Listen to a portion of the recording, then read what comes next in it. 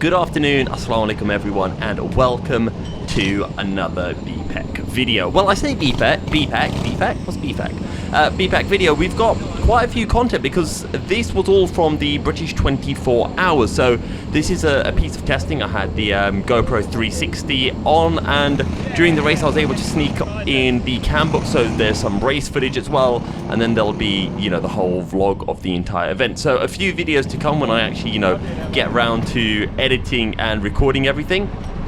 And this is, as I mentioned, this was testing on the Friday. Now, I wasn't particularly quick, as much as I'd like to say that I was really fast and everything. I wasn't.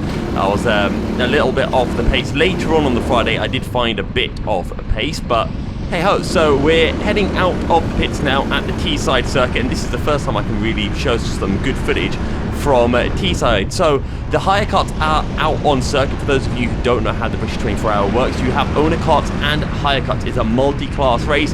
It's pretty cool, and the owner karts are about 10 seconds a lap faster than the hire karts, give or take. So there's a fair bit of closing speed, especially when you get to the end of the straights, and my GoPro wasn't super tight on, so every time I'd go through a big corner, the GoPro would sling in one direction. But this is probably some of the best footage I've ever had from Teesside, because normally I just run the cam box, but this time I was able to run the GoPro as well, and the GoPro quality is a bit better. It's not the best because it's the 360 instead of the Hero 9, so the picture quality isn't quite as crisp, and the stabilization isn't quite there. But this is the first lap out of the pit, so the tyres are still a little bit cold. It's still going to be me finding my feet, but after one or two laps it will get quicker. And one of the important things of this practice session is to get comfortable with going past all of the hire karts, because it's where you can lose so much time in the race. If during the race you're probably, or if you're in clean air, you're doing 1 minute 12s fairly consistently. In traffic you'll be doing 1 minute 14s, 1 minute 15, sometimes 1 minute 16s, depending on where you catch the traffic. So it's probably more important to know how to get through the traffic than it is to be quick. So being able to test with these hire karts around and learn how to drive is very, very important. And you can see that I'm trying to fiddle and tighten the GoPro screw so it doesn't swing about that much.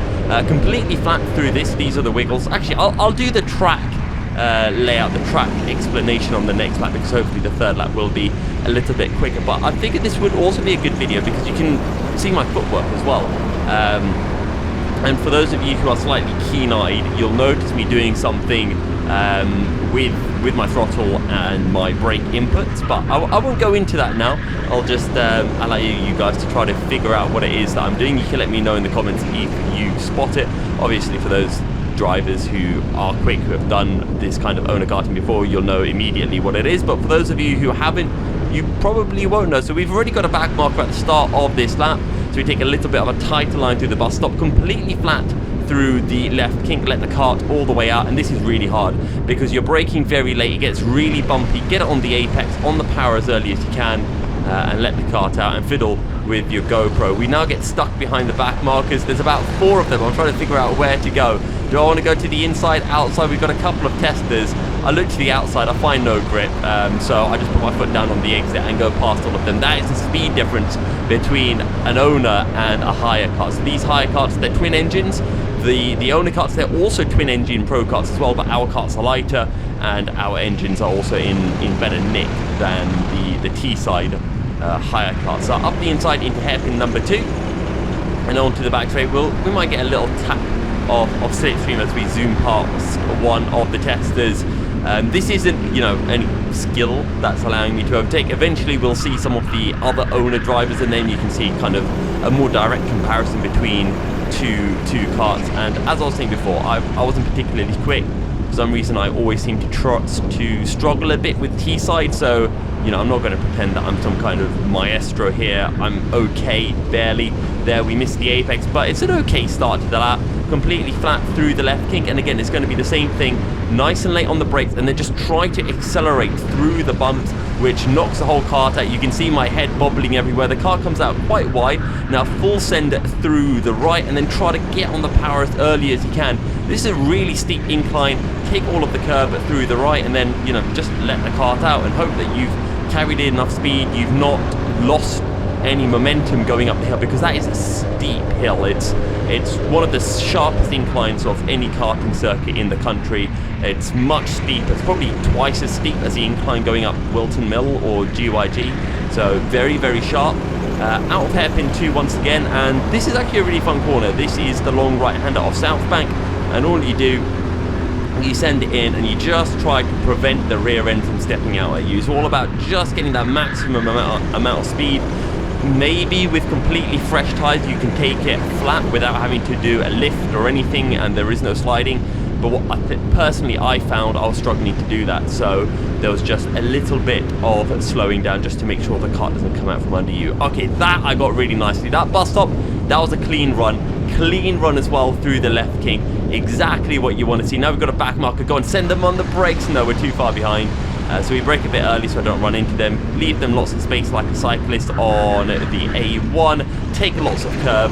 Open up the left. That actually felt alright, and then get as far to the left as you can to open up the right.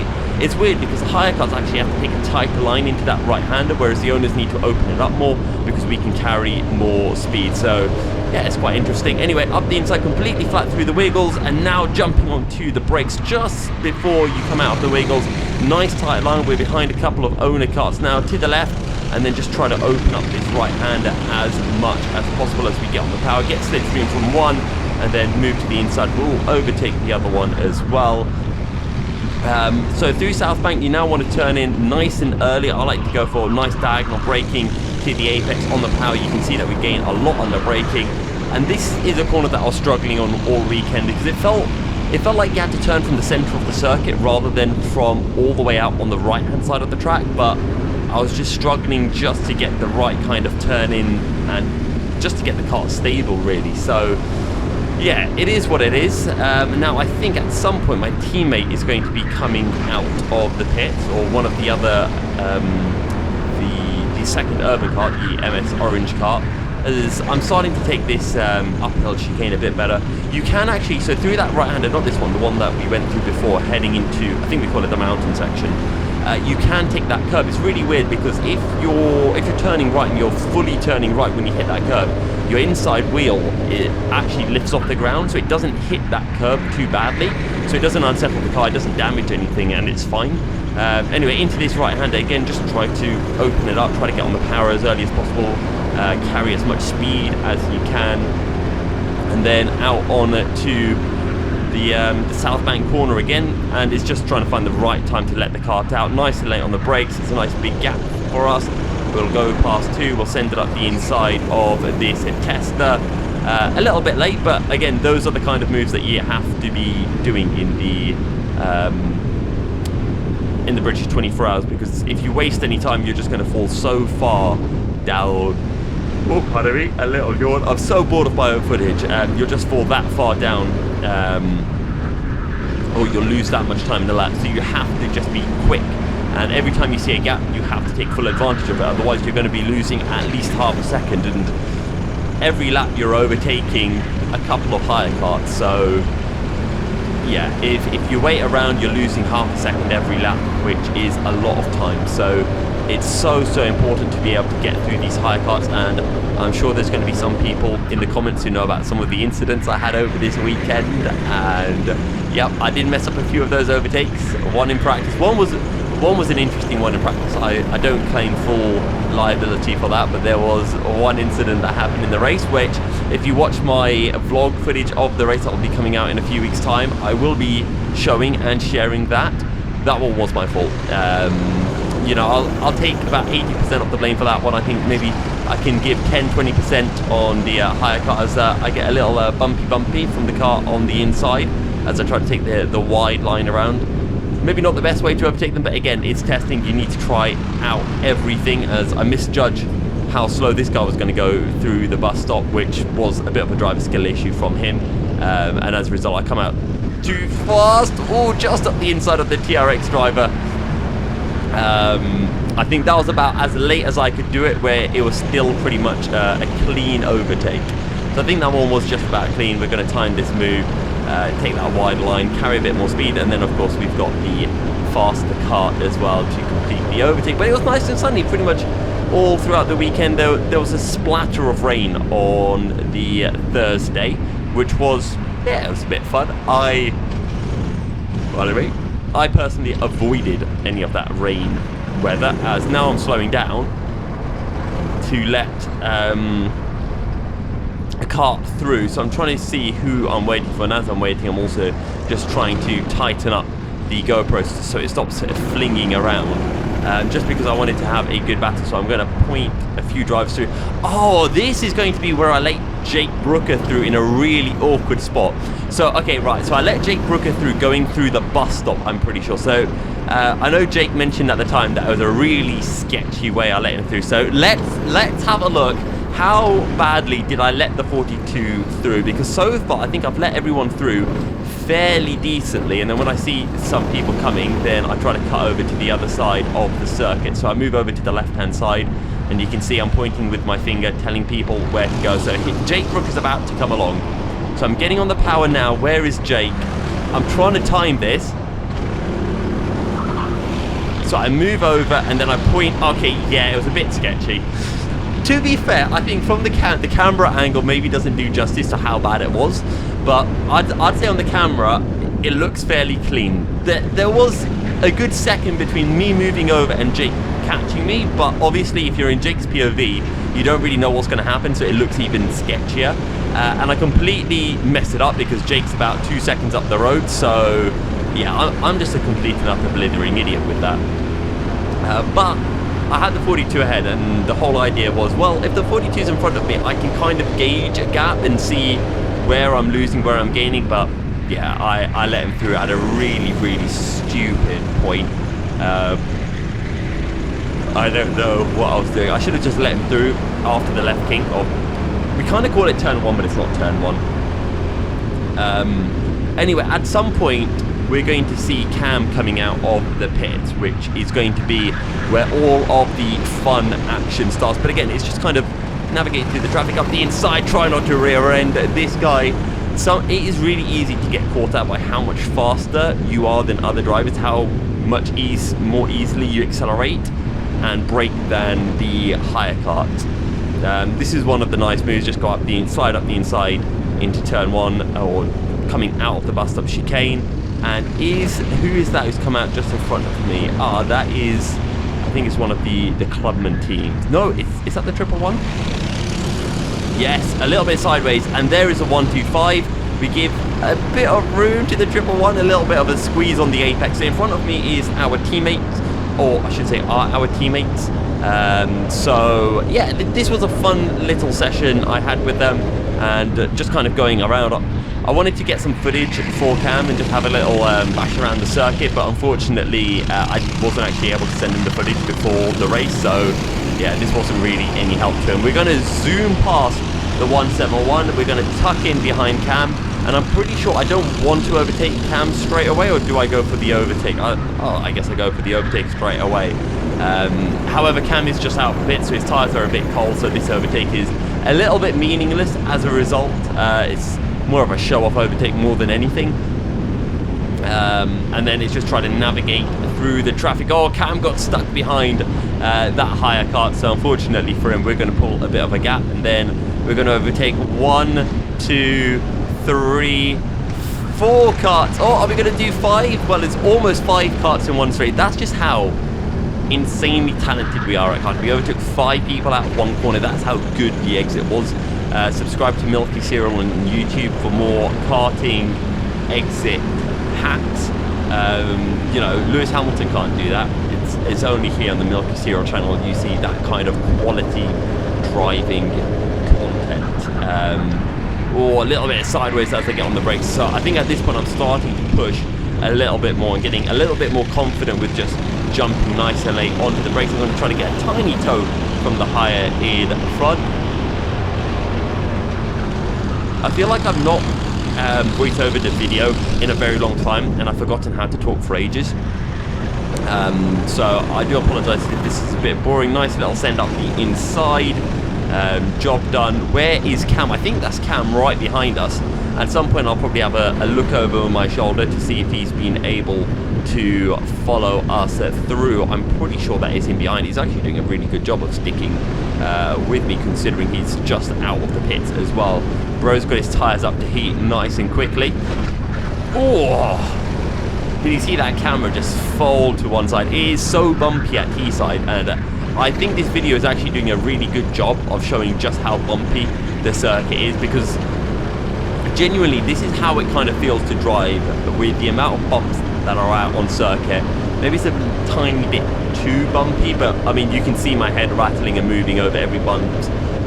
That's not me, you know, driving down the straight, bobbing my head up and down for no reason whatsoever. That's just the bumps making my head rock back and forth like no tomorrow. We do have a bit of a gap, I think, to the 125. Am I going to have a little look over my shoulder? I think I'm kind of just assuming that the 125 might still be there, or I just wanted to get my head down, put in a few more laps before waiting up for them one more time. At one point the 443 comes out of the pits, and then we have a nice three-way group. I can't remember if we catch up to the 443 or the 433, or if they come out of the pits in front of us. So here you can see that I'm slowing down. I'm having a look over my shoulder, trying to see, yo Cam, where you at, bro? I put him through. I say, yeah, go Cam, I'll be there. And once again, Milk is here demonstrating how not to let a cart through, because he lets the cart through with about 25 kilometers between them, when I'm meant to be right on his bumper. Never mind, I'm right on Cam's bumper anyway. It's all part of the plan. And up ahead is a 433. So now you're going to see slipstream. This is how slipstream comes into effect. I don't know why I'm going for this overtake right now. I think at the time I thought, let's just go and have a fun battle with Cam, and I didn't think about pushing him along. I put my hand up because I completely messed up that corner, and I'm saying, sorry Cam, I know I went past you, then bottled the corner. I think in my head, I thought, I'm a bit quicker than Cam, so I'll go in front of him so he can follow me, and then he can gain something. I think that's what went through my head at that time, whereas I thought if I sit behind him, I won't gain as much. So I think me overtaking him wasn't, you know, trying to be a show-off move. It was just trying to be me sitting in front of him. So you might actually see on some straights I actually lift off a bit. I think I did when I got past Cam. At one point on one straight you'll see me lifting off, because I'm lifting off so that he can close back in and he won't be too far away from me. So that's it. So Cam's right behind me now, so I can focus, I can try to push. So this is all me trying to sabotage Cam, because I'm trying to get Sam to sit behind me, and you know, so that he can improve as well. But in reality I'm the slowest driver on my team, so I'm actually just sabotaging him by showing him all of the bad lines, so he just becomes a bit slower. But we are catching up to the 433. We're going to get a nice three-way battle. Let's see when we jump on the brakes. Okay, so we lift off at the third kink and then jump on the brakes at the fourth. We make the apex. The driver in front completely bottles that apex. What are they doing? We're catching up to the 443, hand over fist here. But we won't be able to gap the 443 because slipstream is mental at this circuit. Yeah, the 443 washing wide a little bit too early on the brakes. Oh, they're going to get the apex, so do we. Nice from the pair of us. I close in a lot on corner entry, but they get a much better corner exit out of hairpin 4. So, as I said, hairpin 4 is the corner that I was definitely struggling the most on. I felt fairly good through that bus-up chicane. You can see that we've gained. I'm going to go to the left. The 443 is going to the right. We'll sit behind. Can we get a better exit? It's fairly even between us. And at this point, I've kind of forgotten about Cam, and now I'm enjoying this little chase on the 443. I think I get a much better run here because I'm going to be able to open up this right far better. I do have to back off a bit so I don't run into the higher car. And now Cam's going to go past. Cam gets pointed through by the 443.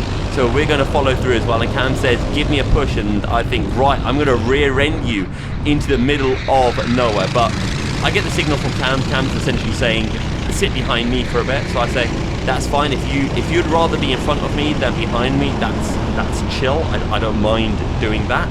So that's what we're going to go for. We're just going to sit behind Cam. follow him. I mean, maybe we can learn a thing or two because we're struggling in hairpin 4. I'm just giving Cam a little push so he can navigate his way through these hires. He has to take a very tight line into the final hairpin, so I'm going to get a better run. But despite what I think is a better run, I don't initially catch him. It's only in the slipstream later down the straight that we do a lot of the whole catching up. Very good run though through the bus stop. That was just a pace difference, and now we're glued to the back, giving a little push. We're going to go on the brakes nice and early so we don't load him off the circuit. And once again we get a nice run. We're going to give him a little push again before the entry. Oh, there's a higher car. We've got to take a wider line, so unfortunately that costs us a bit of time. And you can also see that the 443 is right behind me as well. I have a look over my shoulder and I'm thinking, damn, how is he still keeping up with us? And I'm trying to do a bum shuffle, but it's really not working. It looks so dumb. I just found I had no space in the car, and look how much we close into Mr. Cameron Rogers on the brakes. That is some pure braking class by us. But unfortunately, Cam's just better than us coming out of hairpin number 2. But we've got slipstream, so we're going to close in once again. The car behind definitely likes to go quite sideways into South Bank, and I think I'm just generally a little bit better than Cam on the brakes. Again, I take that tight line in hairpin 4, but I can't get the release out. So hairpin 2 and hairpin 4 are these kind of mid-speed hairpins where I just couldn't get the drive. I just couldn't seem to get the car fired up, and it was probably costing me a good 3/10 a lap. And I just couldn't hack it. I just couldn't figure out how to do it better. Through the first sector, I felt relatively good, but it was those 2 hairpins in particular that I was definitely struggling on. I mean, this section seems okay. I turn in a bit earlier than Cam, and as a result, I don't get as good of an exit. But it's fine, guys, because Bro's got slipstream. Watch this. This is the clear driving talent. We're just going to zoom past Cam, who now waves me through, and the 443 as well. So now I'm leading the trend. I'm actually going to make the apex. What a king. I thought I was going to completely outbrake myself. So now this is just my mission to try to gap the duo behind, because I feel like if I can gap them, that's a really good kind of, not an omen, but it's a really good sign for the race. And right now the 443 is right behind me. I think Cam's made the mistake of slowing down too much. You can just see him in the background of the shot. He's dropped really far back, and I'm just looking at the oh, pardon me. Oh, big yawn. I'm just looking at the 443. Sorry, I'm quite tired. I've watched about 3 Netflix episodes today, and that's just made me more tired. The 443 is right behind me. I know that he's there, but I kind of leave a bit of room. I kind of don't. I'm just treating this as a race, right? I'm practicing a race. I'm going to leave space. I'm not going to do anything dirty. And I did leave just about enough room. And he wasn't really fully alongside me at any point, so it was more of a preventative measure, just preparing. So if I did see him coming up the inside more, I could then leave a bit more room. So I guess kind of in the middle, which is also quite dangerous to do, because that does invite drivers to sometimes go for it. As I outbrake myself, you can see I have a little shake of the helmet, and that's me telling myself that I'm an absolute idiot. It's also a psychological thing to let the driver behind know that I know I messed up. That's not me thinking I'm fast. I've definitely made a mistake. And that way that driver then doesn't think, oh, he's so bad, I'm so much faster. He knows, oh, this guy's messed up. So that's why every single corner, when there's a driver behind me, I shake my head, because that way they know that I'm just having a bad day and I'm messing up every single corner. Sometimes I do it on the straights as well. If I don't press the accelerator hard enough, a little shake of the head so that they know that, you know, I'm not pressing the throttle properly. So just shake your head all the time, guys. That way drivers know that you are actually a king, and you're not slow at all. It's just in the moment. As we've got another group of hires coming up. I do miss the right apex. That right apex was quite hard to hit. I'm going to look to the outside, try to hang it around the outside. Oh, we make it work. And now we're going to cut over to the inside. And unfortunately, 443 is still right on our backside as we're going to head into the wiggles. So miss the curbs, and it's just about trying to navigate through the curbs, because if you hit the curbs, your car goes a little bit airborne, and then once you're airborne, you can't really brake, and you need to get on the brakes pretty much, well, before you really exit those wiggles, or the S's, whatever you want to call them. Officially, I'm pretty sure they're called the wiggles. But yeah, I've not really been able to gap the 443, but to be honest, they're in the same class as us, so that's fine.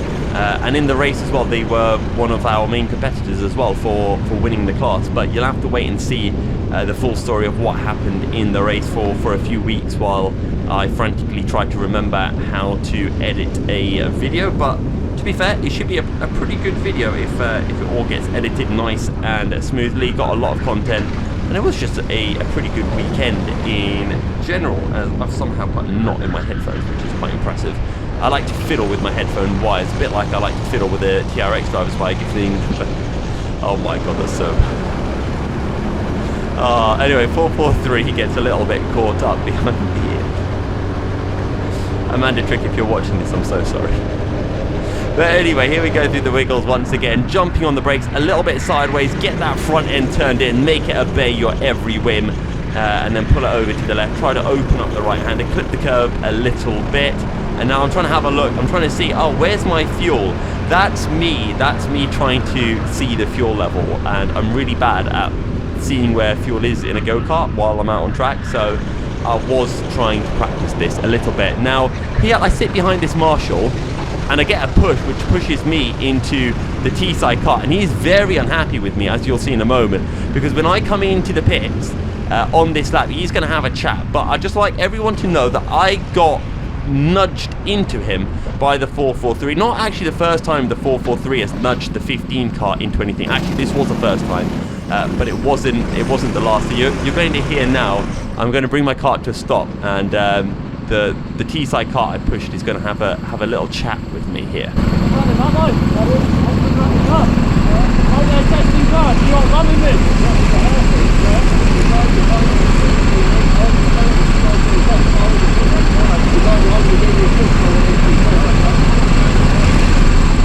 See guys, I'm an absolute expert at conflict management. No conflict whatsoever. Dealt with it nice and smoothly. I'm just a G, what can I say? Anyway guys, thank you very much for watching. Drop a like and subscribe, all of that jazz, and we'll see you in the next video. Assalamu alaikum.